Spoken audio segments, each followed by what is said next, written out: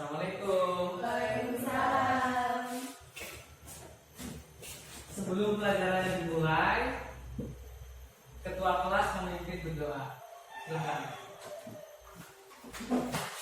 Mari kawan-kawan, sebelum belajar marilah kita berdoa dulu. Berdoa mulai.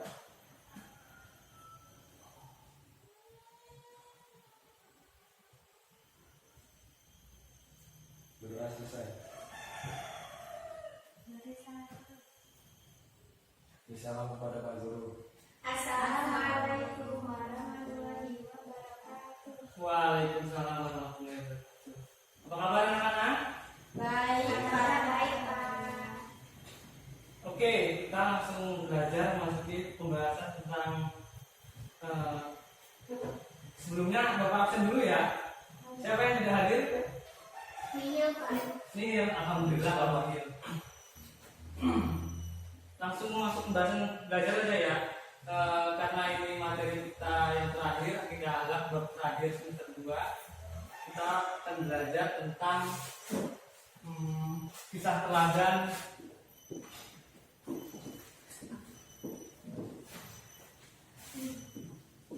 Abdurrahman bin Auf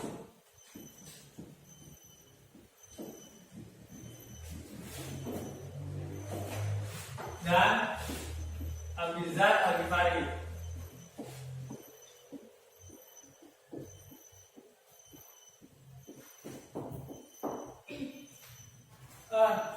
Sebelumnya kita tahu bahasanya dua sahabat ini sahabat Rasulullah SAW, yang mana dalam pembahasan ini Abdurrahman bin Auf memiliki sifat terpuji yaitu dermawan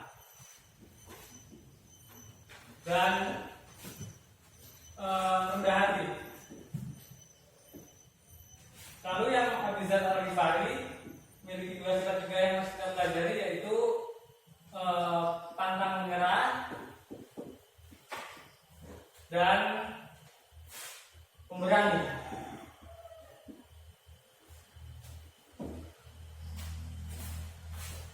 Memasuki pembahasan tentang Abdurrahman bin Auf, Bapak jelaskan sedikit sejarahnya, yaitu ketika Abdurrahman bin Auf sebelum masuk, beliau itu bernama Abdul Amr, yang mana beliau ini memasuki agama Islam setelah ajakan dari Rasulullah 2 hari setelah Sayyidina Abu Bakar Siddiq radhiyallahu anhu. Lalu tentang kisah dermawannya Abdurrahman bin Auf ini yang harus kita pelajari, yaitu ketika beliau pernah ikut bersama Rasulullah SAW dalam hijrah ke Yathrib, yaitu sekarang dari Madinah, bersama Rasulullah SAW dan disebut sebagai kaum muhajirin dari Mekah ke Madinah.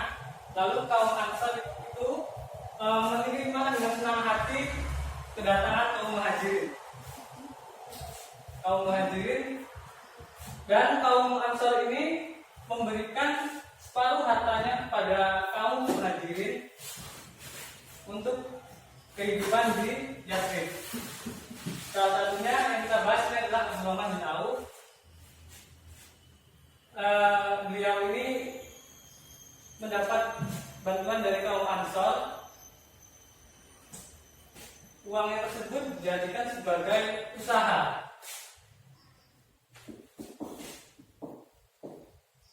yang mana beliau ini berdagang, dan setelah dikembangkan, usaha yang tak luput dari penuh dengan kedekatan dari Allah juga sebagai bentuk metode tafarruq. Beliau juga setelah mencapai puncaknya dalam usaha ini mendapatkan penghasilan yang sangat luar biasa, dan akhirnya pada penghasilan tersebut diberikan untuk membantu para fakir miskin di Yathrib atau Madinah. Itu yang menjadi sifat kedermawanan Abdurrahman bin Auf. Dan beliau juga pernah membantu menjual tanahnya, itu sudah diberikan kepada fakir miskin setempat sekitar 40.000 dirham itu diberikan semua.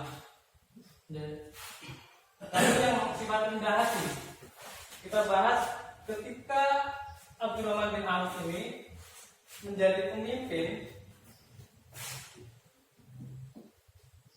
ketika juga beliau juga dijadikan sebagai mufti atau disebut kalau di Indonesia itu MUI. Beliau yang sangat bijak dan arif, karena itu dia menjadi sahabat yang memiliki kecerdasan dan sangat luar biasa, dan beliau juga disebutkan dalam Rasulullah SAW sebagai 10 yang dikabarkan gembira dalam masuk Islam atau disebut dengan al-ashraf al-mubasysyarah bil jannah.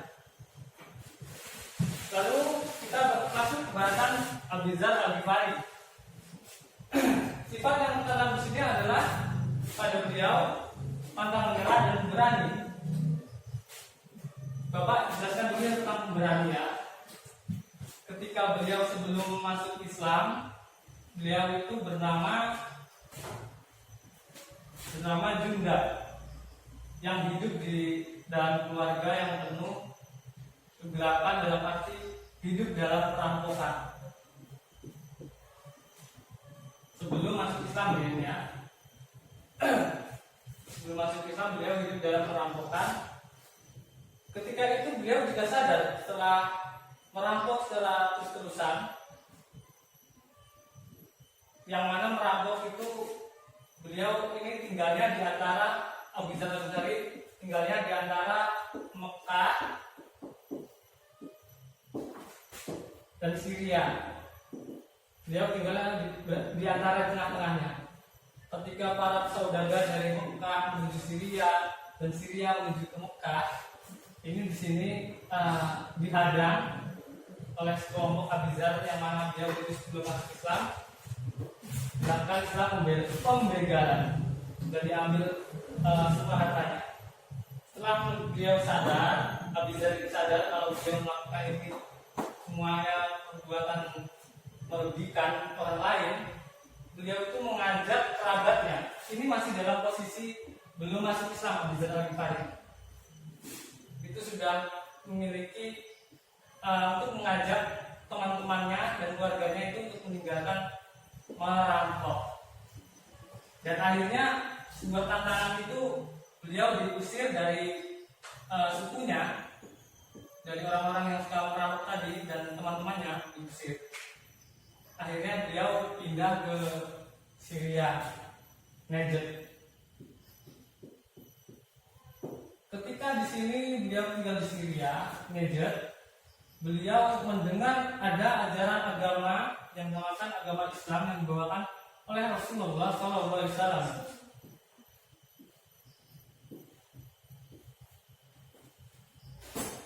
Beliau mendengar bahwasanya dulu di Mekah itu terjadi antara suku itu tidak menyetujui ajaran agama yang dibawakan oleh Rasulullah. Dan akhirnya timbul rasa keingintahuan terhadap Abu Dzar Al-Ghifari untuk mengetahui ajaran agama Islam yang dibawakan oleh Rasulullah SAW. Dan akhirnya beliau masuk Islam. Itu sebelumnya dia untuk pergi ke Mekah untuk bertemu Rasulullah SAW, yang mana Mekah itu kan terdapat ada Ka'bah yang dulu pada zaman jahiliyah ini sebagai tempat ibadahnya, tapi yang dipenuhi dengan berhala. Dan selanjutnya beliau datang ke Ka'bah dan tidak lama kemudian bertemu dengan baginda Rasulullah SAW, dan akhirnya beliau ingin tahu tentang Islam dan akhirnya beliau masuk Islam. Setelah masuk Islam, beliau belajar pada Rasulullah SAW, dan akhirnya beliau mendapatkan tugas dari Rasulullah SAW untuk berdakwah pada kaumnya, kembali kepada kaumnya. Dan akhirnya beliau lakukan, dan atas izin Allah semua orang-orang sahabat terdekat Abi Dzar Al-Ghifari berhasil diislamkan oleh Abi Dzar Al-Ghifari. Insya Allah ya, alhamdulillah. Selanjutnya menjadi penyantun kaum duafa dan pelurus penguasa, menjadikan pantang menyerah beliau dalam membantu kaum duafa.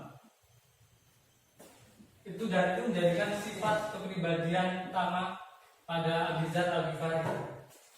Lalu beliau menjadi pemberani ketika menjadi pelurus penguasa. Beliau ini mendapat tantangan dari penguasa, yang mana dia diutus oleh Sayyidina Utsman di Syria tadi.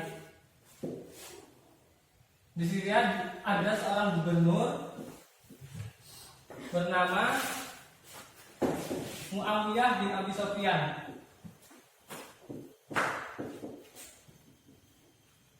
Dan beliau ini ketika menjadi gubernur di Syria hanya mengutamakan menumpuk harta salah satunya, dan membangun bermegah-megah dalam istana.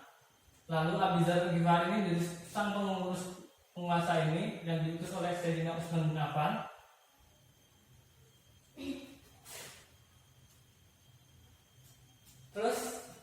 Terus sang penguasa dari Muawiyah bin Abi Sufyan, beliau ini mengkritik pemerintahan dalam Muawiyah bin Abi Sufyan. Mengkritik bunyinya begini: kalau Anda membangun istana dengan uang negara, berarti Anda telah menggunakan uang negara. Kalau Anda membangun istana menggunakan uang pribadi, itu namanya israf, kata Abi Dzar Al-Ghifari. Maksud di sini dari penjelasan tadi mengkritik negara, Abi Dzar Al-Ghifari mengetahui bahwasannya penduduk di Syria itu masih banyak sekali orang-orang fakir miskin yang perlu dibantu. Karena dibantu dengan uang negara, yang Abi Dzar Al-Ghifari harapkan anak-anaknya ini untuk aktif dalam proses menuntut ilmu.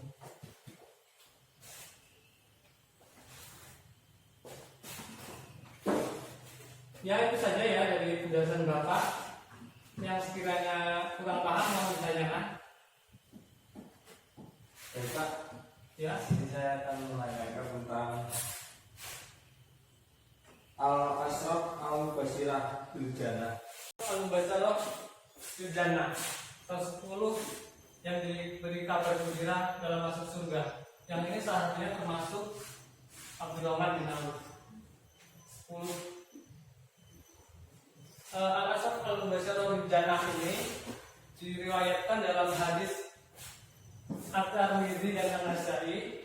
Qala Rasulullah sallallahu alaihi wasallam, Abu Bakar fil jannah, wa Umar fil jannah, wa Utsman fil jannah, wa Ali fil jannah, wa Talha fil jannah, wa Zubair fil jannah, wa Abdurrahman bin Auf fil jannah, wa Sa'ad bin Waqqas fil jannah, wa Sa'id bin Zaid fil jannah, wa Abu Ubaidillah al-Jafar fil jannah.